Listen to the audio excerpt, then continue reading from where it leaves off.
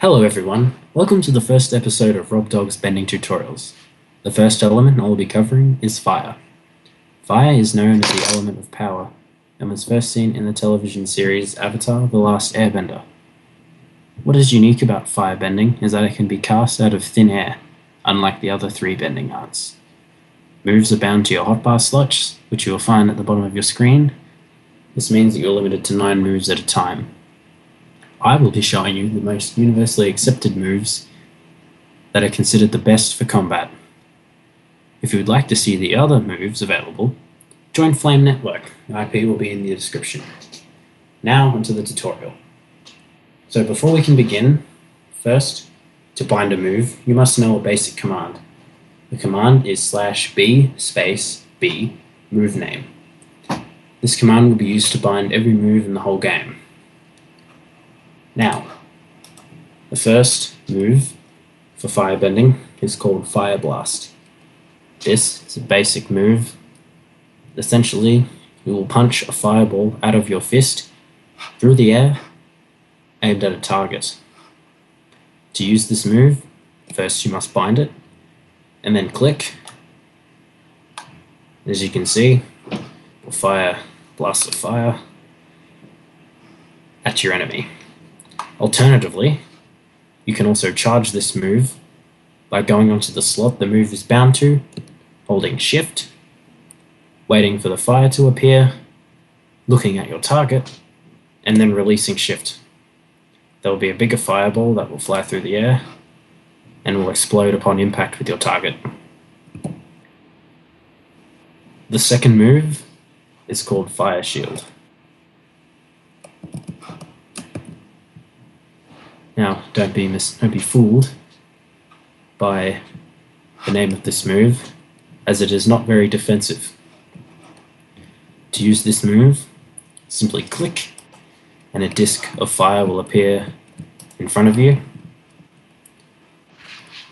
This move will set enemies on fire who are within a close enough proximity to it, and you may also hold Shift instead, and the fire will appear all around you instead of only in front. It is important to note that this ability will block most firebending moves. However, it will not block moves of other elements. The third move is Fire Jet. This provides a limited burst of flight for firebenders, allowing you to move through the air quickly to avoid attacks or perhaps even charge your own. To use this move, simply click, and you will be propelled through the air for a short time. Be careful with this move, as it is very easy to die. Fourth move is Blaze. This move will send a wave of fire from your feet across the ground in an arc shape. This can easily set your enemy on fire, but be careful, as if you walk into it, it can also set you on fire also, doing more harm than good. Alternatively, you may press Shift instead, and it will send the fire in all directions around you. The fifth move is Wall of Fire. Similar to Fire Shield, it is a barrier of fire that will appear in the air and will set enemies within close proximity on fire. To use this move, simply select the slot it is bound to and click. If an enemy walks into this, they will receive fire damage, as well as take damage from simply being inside the wall. This move is quite effective at dealing large quantities of damage to an enemy.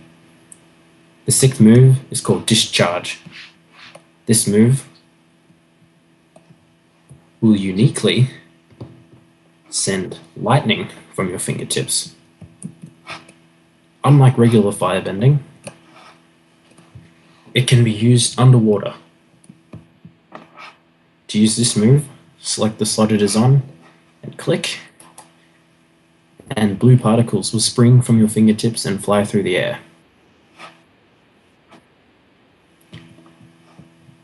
As you can see here, this move can also be used underwater, and it will travel through water and is able to strike enemies who may be trying to evade your firebending.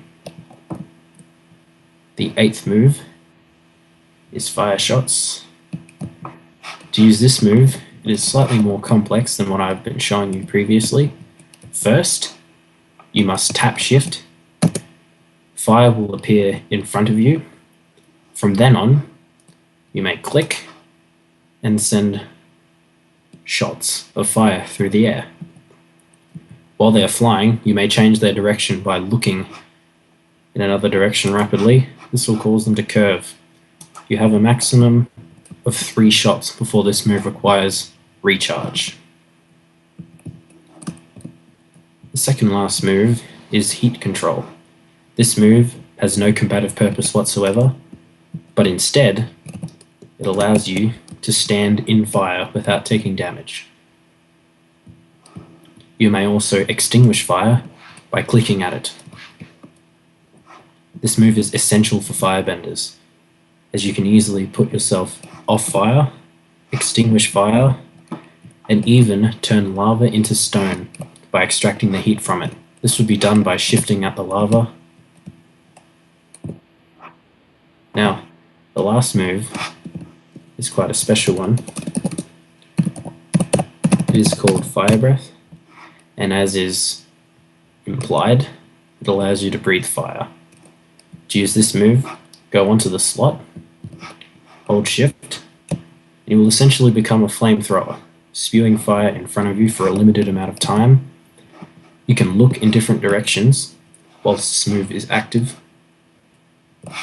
It's very useful for enemies who are close to you. However, be careful, as you cannot move very fast while this move is active and can become an easy target. There is also a very special effect that is unique to this server, where you can breathe rainbow fire. This is done by typing into the chat, bring fire and light together as one and allow the breath of color. Now, after this is done, and you will be greeted with a message if done successfully, when you use Fire Breath, it'll look like a rainbow. A very cool cosmetic effect. I hope you've benefited from this experience and are now on your way to becoming a successful firebender. To join the server and play as a firebender, or indeed any other element, simply type mc.flamehub into your multiplayer section of your Minecraft, and you'll be able to join this server and play with us all here on Flame Network. Thanks for watching the video, and we'll see you next time.